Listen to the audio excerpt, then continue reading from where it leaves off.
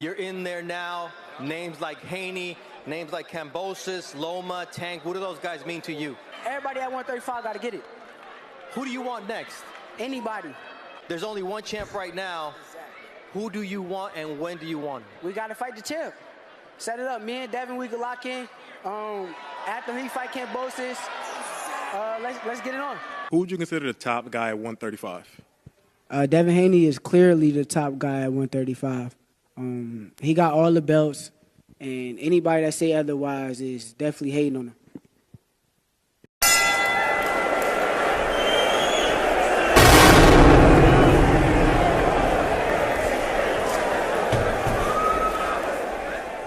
I'm saying, so dig this. Why everybody in our business, like I came on and said, your man, Shakur, our guy, your guy, got out the ring while y'all doing all that fat mouthing, just like T.O. He got out the ring and called Devin as soon as he got out the ring and said it wasn't him and he didn't want to do that. You dig what I'm saying?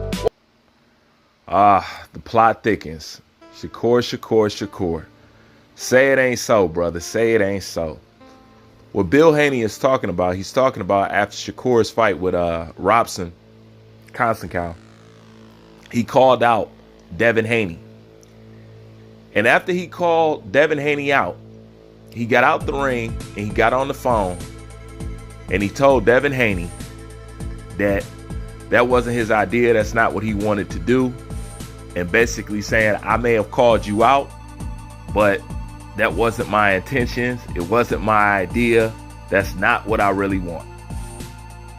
Now, of course, this is Bill Haney saying that. But if it ain't true, Shakur Stevenson needs to come out and contest that. But I pretty too much don't doubt it. So I'm just going to go ahead and entertain it. And I'm going to say if that is so, disappointed, but not shocked. Disappointed, but not shocked. And once again, I have to point out, this is what's wrong with the sport of boxing. Too much talking. That's why I don't like all that talking. Because as you see, what these boxers say, they don't necessarily mean. And they will chalk it up to, well, I was told to say that. That's just the business of boxing. I'm not for real. This, that, and the third. Everything is about playing off the intelligence of the boxing fan. If you wasn't really trying to fight the man, then there's no point of you calling him out. I don't care who told you to do that or who told you to say this or who told you to say that. Because at the end of the day, people like me are going to hold you guys to that. And then when we see the fight is not happening, maybe that's because behind the scenes you already told him that that's not really what you wanted. But these people will get on IG and live and on these podcasts and live stream and talk a gang of crap. I mean, a whole gang of crap. But little do we know, behind the scenes, they telling each other, hey, man, that's just for show. My promoter wanted me to do that. It's just business, man. I'm not calling you out. I'm really not looking for the smoke like that. Then all of a sudden, a lot of this stuff makes sense. So who knows what theatrics is being put on just for us? See, it's too much theatrics in boxing. It's too much fronting. That's why when I see all this back and forth with Shakur, Devin Haney, Gervonta Tank Davis, all that stuff is cool. But as far as we know as a consumer of boxing, that's just theater for us. It's just theater for us at the end of the day. Because all this kind of stuff goes on behind the scenes and we don't have a clue. And then we like, okay, well, I want to see these two guys fight. And then when the fight don't happen, they be like, no, it ain't my fault. It's his fault. It's his promotion company. It's his promotion company. And little do we know, y'all already talk behind the scenes about what y'all really mean and what y'all don't really mean in front of these damn cameras. This is why talking don't mean nothing at the end of the day. It really doesn't.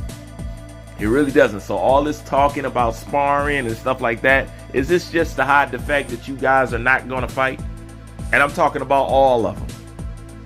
I'm talking about all of them, because even if Shakur can fall inside this web, if he can fall inside of this web of doing these kind of theatrics and stuff like that, then guess what? They all doing it to a certain degree, if you ask me. But I have to give Devin Haney and Bill Haney their props because they have been consistent about what they've been doing and what they've been saying and what they've been showing. The proof is in the pudding at the end of the day. You know, that's pretty much how I look at it.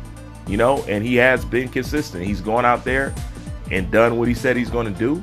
He's pursuing anybody who's anybody. So, I mean, you got to give him props at the end of the day. And he's the champ. He's undisputed. And still out here hunting like he's a contender. You know what I'm saying? Or a mandatory for somebody else's title. I'm just saying what I'm saying, man. Tell me what you think. Leave your thoughts in the comment section. I'm out.